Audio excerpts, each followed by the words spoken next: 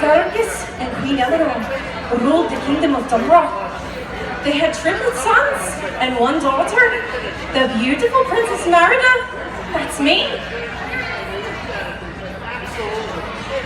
Us 4 children. Come on. We're very mischievous, you know. My mother tries to teach me how to behave like a perfect princess.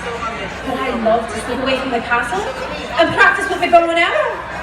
I'm a skilled archer, I am. Did you know that? Yeah? One evening, my mother announced that 3 clans were coming to visit, each bringing a suitor to compete for my hand in marriage. Horrified I was. I won't go through with it, I shouted. But alas, the visitors arrived as planned.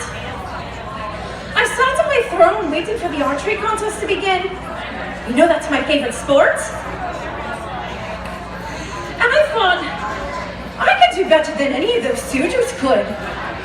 So when the last suitor took a shot, I marched myself onto that field, I did. My mother yelled for me to stop, but I didn't listen.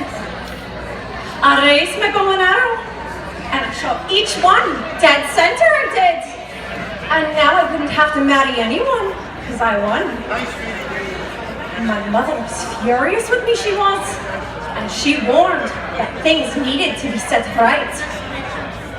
Marriage is what you want, I shouted. And I slashed the tapestry depicting my family's portraits, and I ran away. I hopped on my horse, Angus, and we galloped off through the forest. We then followed the mysterious blue will-o'-the-wisps to a cottage. And in that cottage was a witch. I begged for her to change my mother, and she finally gave in, and she gave me a spell cake. I brought the spell cake home to my mother, and I gave it to her. I watched as she ate it, and at first nothing happened. But then she began to feel sick, and I felt bad. So I helped her get into her bed. All of a sudden, a big, furry creature arose from the sheets. The spell cake turned my mother into a bear. I was terrified something was going to happen, and I had to help her get out before we got caught.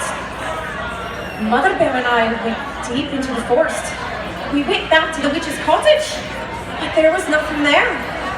Nothing except a message that read, "Fate be changed, look inside, mend the bond, broke by pride." What did that mean? I'd have to figure it out. But first, I needed to teach my mother how to fish. I realized that in order to mend the bond and break the spell, I'd have to prepare that tapestry I'd torn. So Mother Bear and I snuck back into the castle, but we were discovered by my dad, King Fergus.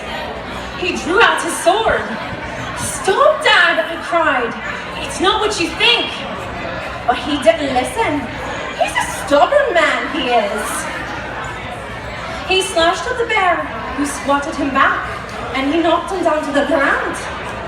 The noise attracted the visitors and their sons, and my mother was terrified and ran off. I grabbed a needle and thread and the tapestry, and I helped my horse Angus. I brought my brothers with me too. Those naughty boys had eaten the spell cake, and they'd gotten themselves turned into bear cubs, they did. We galloped off into the forest as I mended the tapestry. When we arrived, I wrapped it around my mother. "I need you back, Mom," I cried. "I love you." And I wept over the bear. All of a sudden, a hand went through my hair. My mother was human again. As were my brothers, they were no longer bear cubs. My father, well, he was shocked to find out that Bear was indeed his beloved wife. My mother smiled at me, and from then on, I could be the perfect princess and be myself, brave,